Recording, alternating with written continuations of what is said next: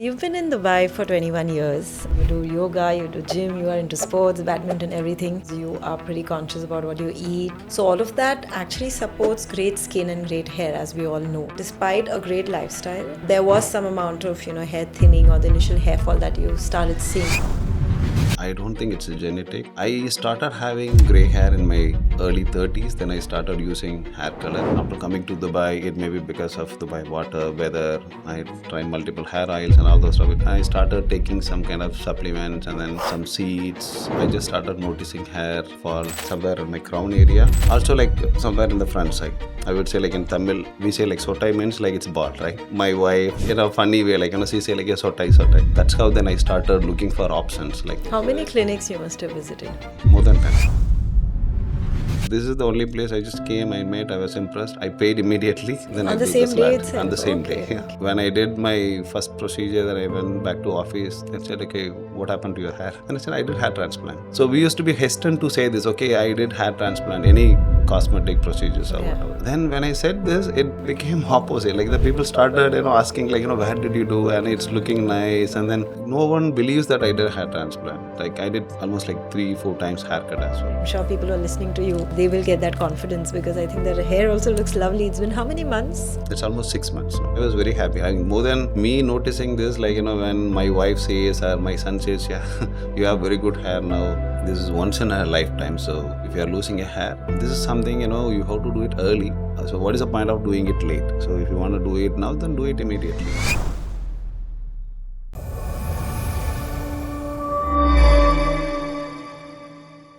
Hello, Mr. Bala. A very warm welcome on our channel Beyond the Mirror. Thank you so much for being here with us today. Thank you. Thank you.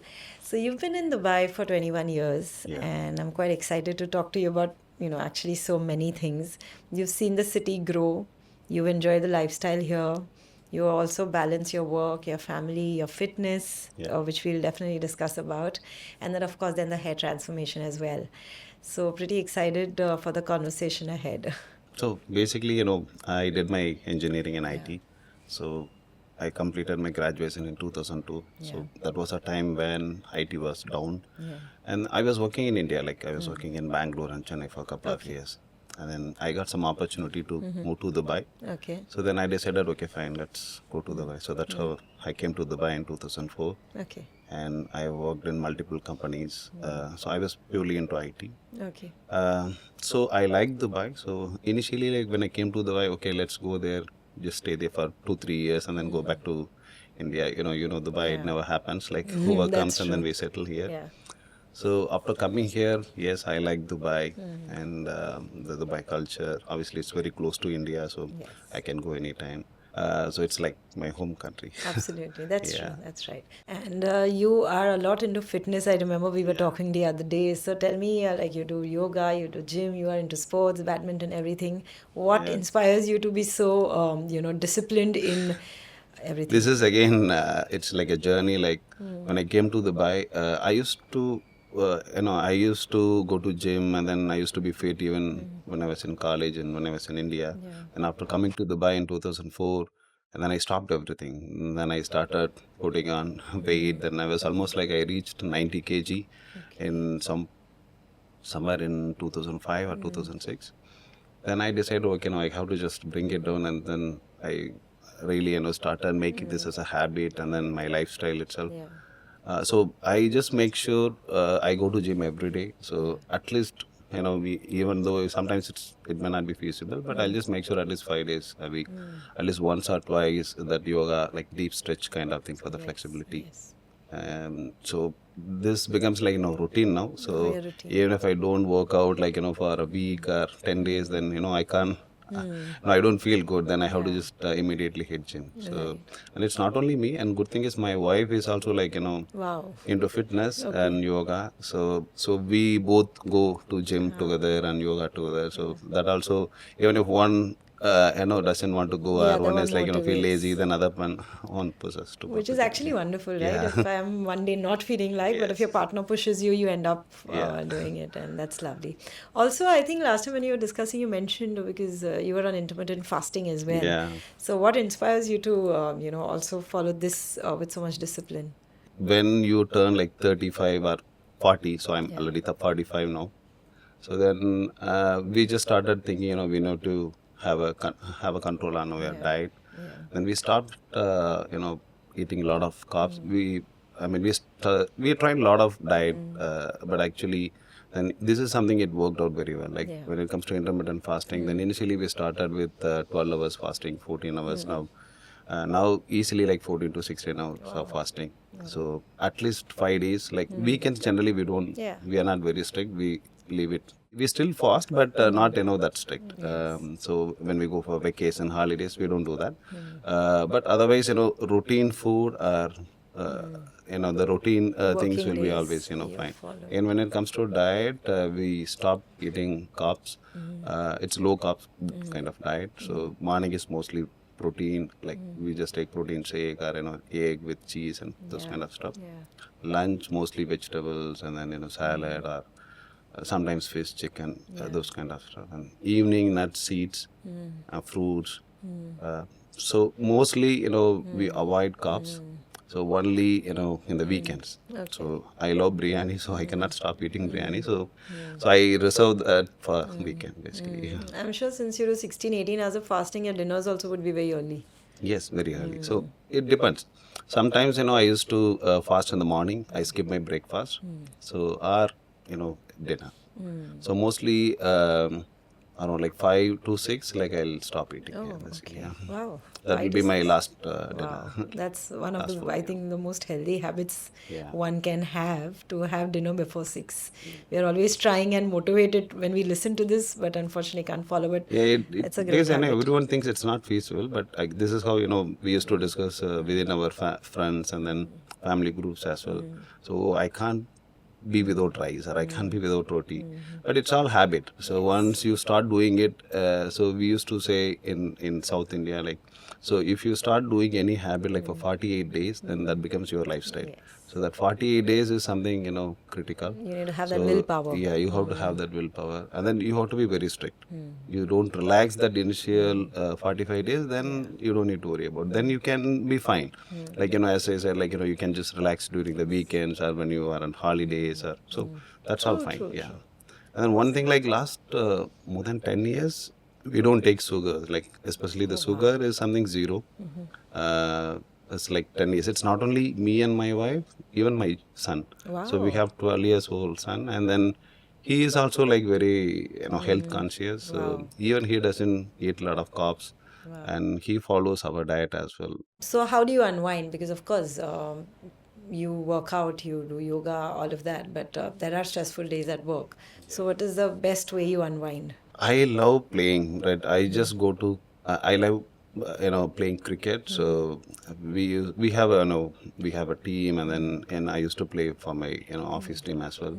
So at least twice a week I used to go and then play cricket. And then other thing is like badminton. So whenever I feel like, me and my wife just book a court and then go and play. Wow. And so we have a lot of other, obviously, like, suddenly like we just decide, okay, let's go for a movie, then we go for a movie. And so we just take cycle and then just we do cycling. Wow. So we live in Springs, so it's a beautiful community, and then you have a lot of lakes, and then so we just take cycle and then roam around. If it is winter, I think that's the best time. Weather is we amazing. enjoy. So talking, actually, I wanted to ask you, because you've had a great lifestyle for several years. You are pretty conscious about what you eat. You cut down carbs, you avoid sugar. You have a lot of protein-rich diet. So all of that actually supports great skin and great hair, as we all know, and of course a great gut as well. What were those factors you felt could be the reasons why, despite a great lifestyle, there was some amount of hair thinning or the initial hair fall that you started seeing? Was it more of genetics, or was it stress? What was it in your case? I think it may not be genetic in my case, because my father was like having a lot of hair, even my grandfather. Like, I don't think it's genetic. I started having gray hair in my early 30s, then I started using hair color. Again, after coming to Dubai, it may be because of Dubai water, weather, all those stuff also added to that. I feel it may be because of obviously the hair color. Obviously, because in early stage of my career and then work, then I used to have a lot of traveling. The stress, all this stuff would have added. And I was not in healthy lifestyle in my 20s, basically, right? So I started being in healthy lifestyle or healthy eating habits and everything like from 30 onwards. age group. So, at what age did you start experiencing that initial hair thinning? What were the areas which got affected first, and how did it progress eventually? Yeah. It's somewhere like I would say in my early 30s again. Like I just started noticing hair, fall somewhere in my crown area. Also, like somewhere in the front side. I have seen some small kind of gaps and patches where I can see my scalp. So that's when I just started noticing, okay, I started losing hair. And obviously, whatever you do, like, we used to do, apply hair oil and then I try multiple hair oils and all those stuff. I It think never that's a worked. very much of a tradition, especially in Traditional. South India. Yeah. I mean, I used to have a lot of hair, like in my college days, and then it's very dense hair. Then it took. I mean, obviously, I didn't lose hair so easily, but yeah, gradually I started losing hair. I tried homeotherapy treatment, some laser therapy, and all those stuff, but nothing worked. I mean, I tried for 2-3 months, and then nothing worked. But few things, it stopped my hair fall or reduced my hair fall, I would say. Like, when I started taking some kind of supplements and then some seeds. So those stuff, it helped to reduce the hair fall. Also some shampoos, like, I just changed my shampoos. Like I went to some, natural, herbal kind of shampoos that helped. But still, the hair fall did not stop, but maybe the intensity of that has reduced. Yeah. So, what was that stage where you felt that no, now it's become quite aggressive and it's a larger area which is showing up as a hair loss? What age was that? I would say like in my late 30s or closer to 40. Then everyone started, noticing that, like it maybe my family, friends, everyone started saying, "Oh, you started losing your density." So that's when I started, feeling okay. I lost hair, then I need to look for something now. So, psychologically, because this is what most patients do share with us, that when the balding is seen and when people also point out and make you notice it in your office, in your family, how was it for you emotionally or psychologically during that period? So when someone says like you are losing hair, and then so when you used to have a lot of hair, then suddenly you feel like when you're looking at yourself in front of the mirror, then you yourself feel okay, you started losing hair and you can see your scalp, and then so you start covering your scalp with your so you do a lot of some workarounds to manage this. So then obviously you will lose your confidence, and then obviously you have to, because in my profession, like I meet a lot of top management people. I used to have everyday meeting, traveling, then so I have to do a lot of presentation. So that's one of important things. Like I have to look good. Then so the personality is very important. Like the appearance is very important for my profession as well.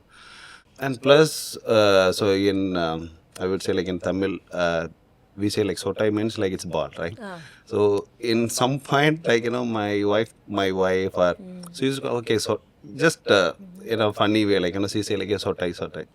So then Sotai is baldness. yeah, In Tamil. it's like I'm getting bald, kind of. So few things like emotionally, then I felt like I have to do something. Then that's how then I started looking for options. Like I tried as I said multiple things, but nothing worked. So when you decided, of course, that transplant would be the right solution from the long-term result perspective, I'm sure you also would have had a phase where you were doing a part of research, exploring options, because most of them do tell us when they, discuss with us here that they went to so-and-so country, they did so many video calls, they did so many clinic visits.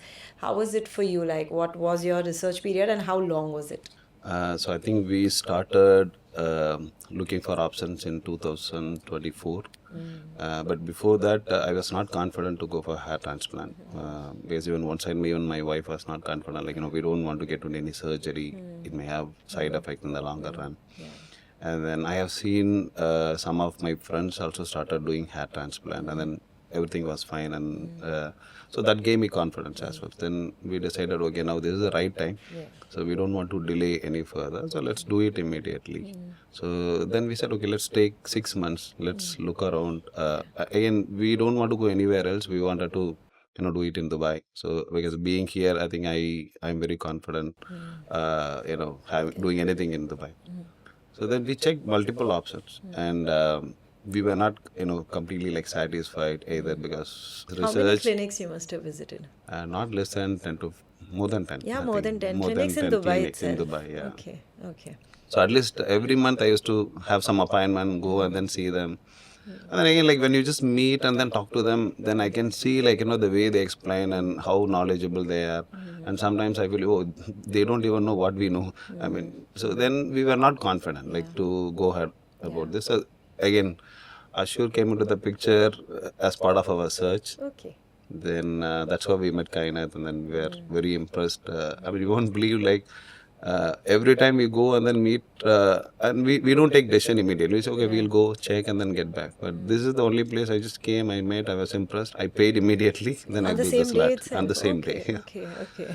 And yeah, we were very happy with the consultation, and then the way you approach this hair transplant, and it can be technology, it can be the surgeon, the kind of guarantee or whatever you give. I mean, your approach was completely different. So everyone says the treatment is done in 1 day or 2 day maximum. At maximum we can promise 3 to 3,500 craft. But in Assure it was like 8 to 9,000 craft. We don't do it in 1 day. We do it in 2 phases. Yeah. 1 week and then another 1 month gap, another 1 week. I mean, all these things, and there was proper explanation why we do this, Reasoning for and why we need the recovery period, and why donor area has to be healthy. So it was properly explained. So and that knowledge what you guys gave to me, like we were so confident, like that's how we decided, okay, let's go ahead. No, I was a bit hesitant about it. Yeah. And one point I just paid my mind, it's fine. I mean, it's not something wrong. Okay, let's say, okay, I'm doing a hair transplant. So again, when I did my first procedure, then I went back to office. They said, okay, what happened to your hair? And I said, I did hair transplant. Then I was like so surprised. Obviously, so we used to be hesitant to say this, okay, I did hair transplant, any, cosmetic procedures or whatever. Yeah, mostly people hesitate to say. Yeah. Then when I said this, it became opposite. Like the people started, asking, like, where did you do? And it's looking nice. And then, so they started taking references, and then, and that's how it went. It was like completely different. Different, yeah. And everyone started coming to me and asking, like, now when they started looking at my result, then they started coming to me and asking, where did you do? And then, I mean, they were asking all those types.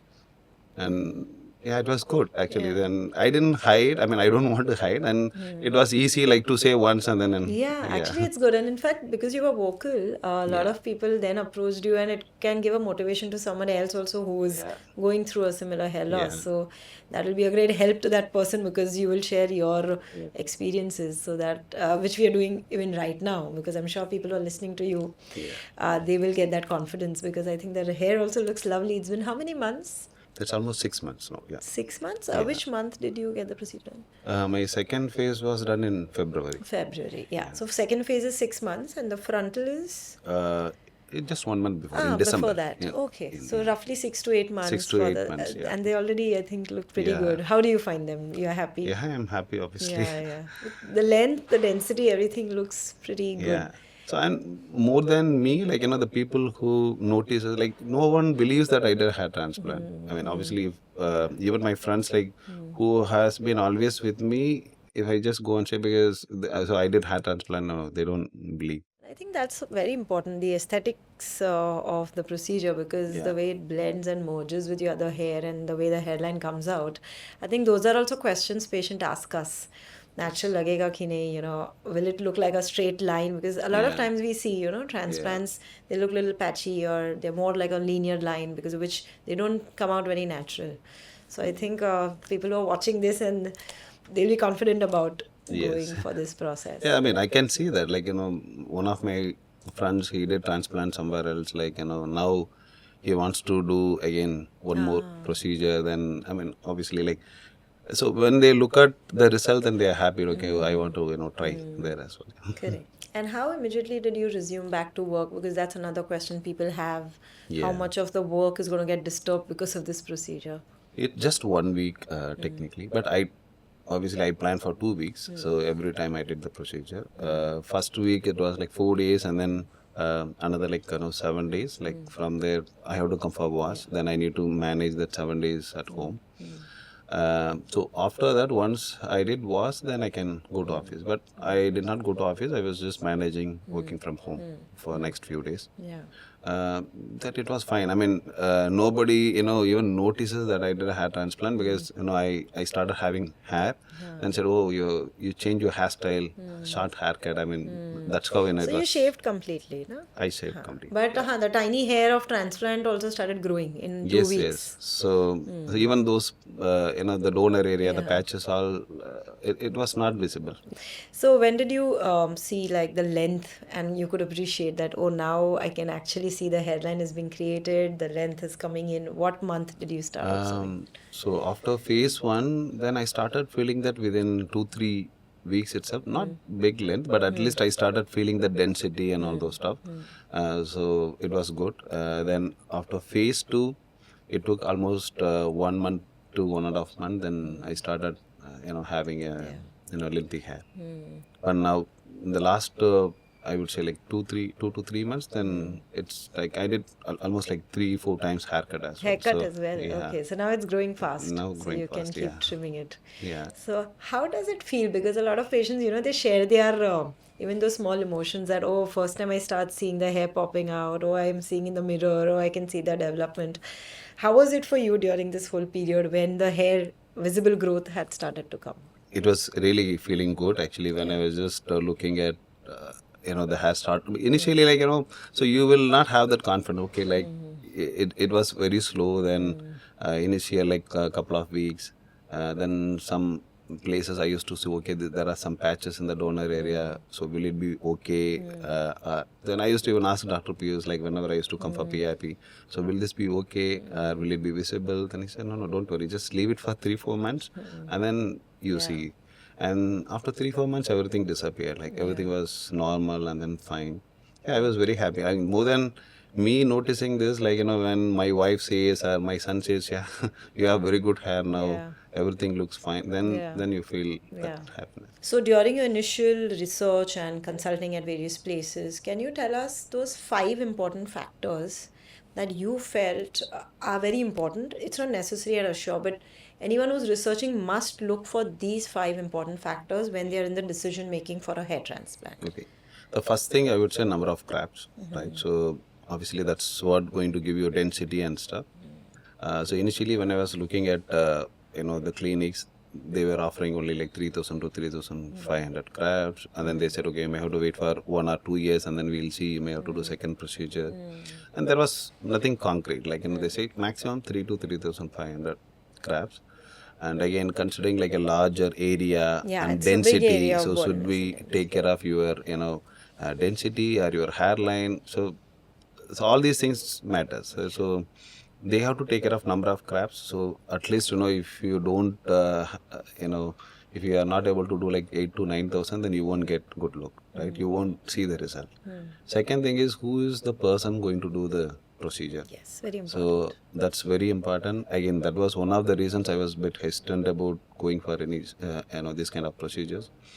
Then here, Assure, obviously, they do, the dermatologists, experienced dermatologists, they do the surgery. So that gives you a lot of confidence. In other places where it is a bit cheaper or not expensive, so mostly it's all done by hair transplant technicians. Yeah, that's another thing which I wanted to, and that's another factor. So one more thing is, so you need to just see how the procedure is done, right? What is the technology and what are the tools used? Here I have just seen even the extraction tool, the size of that extraction tool is, it's Very very small, micro. very micro compared to other, extraction tools.